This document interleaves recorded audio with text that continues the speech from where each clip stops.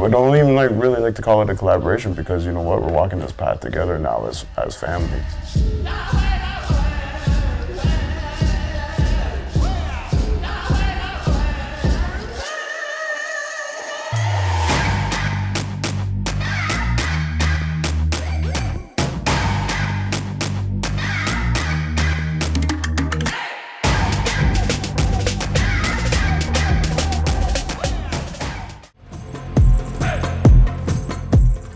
My legal name is Joel Allen Richardson, for now. What kind of artist? I guess I'm a multidisciplinary artist.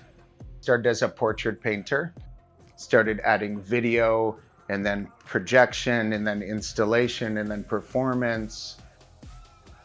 My name to creation is Whistling Eagle Man, go by Migize. Also, another name I carry is George Najuan.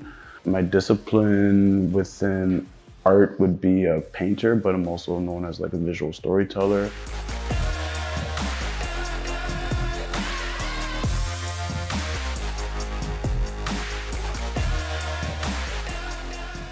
I guess he was looking for an artist or looking for an Indigenous artist as well.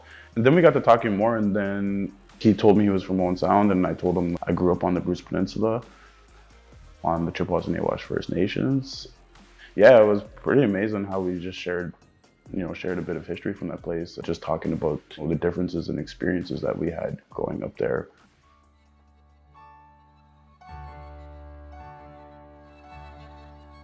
The Betwixt Between project was so huge.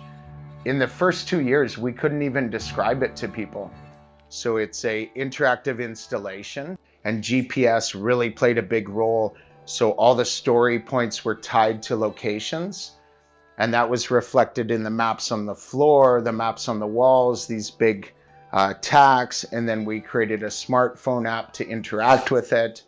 But at the heart of it was this story of this friendship between Tom Thompson and George Najuan that took place 100 years ago.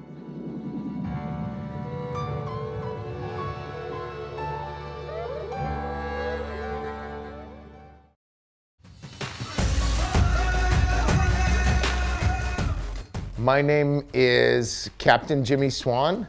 Naveau, Ani, Commander George Najuan, Indigenous, Neyaashiinigmiing, Neyaashiinigmiing. I'm a captain at Time Travel Collective and the Neyaashiinigmiing International Time Portal 2057.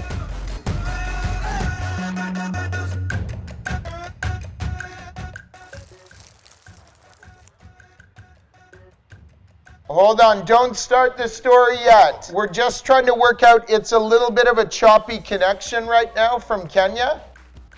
I love it because I'm hearing stories from like basically the other side of the world and seeing not only the differences but the similarities that we share.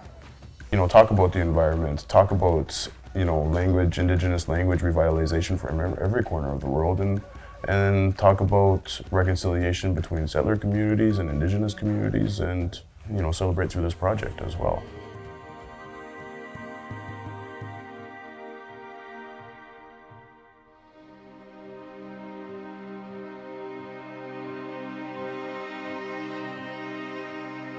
We're in my parents' house. This is the house I grew up in, basically. Niall's family, like his ancestors, were in Owen Sound in 1857 when that treaty pushed them out. My family on my mom's side is United Empire Loyalists.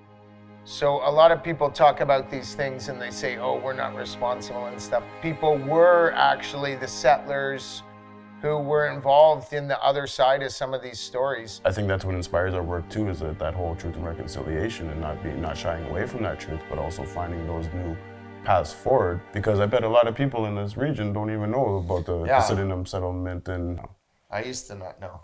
Yeah.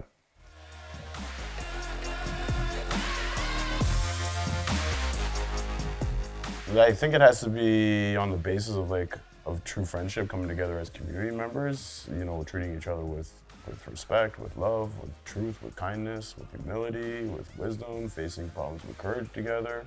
I've been trying to learn to listen more and more. Listening, I think, is a huge part of a good collaboration. honest and sincere communication, but also being there for one another. We don't even really like to call it a collaboration because you know what, we're walking this path together now as family.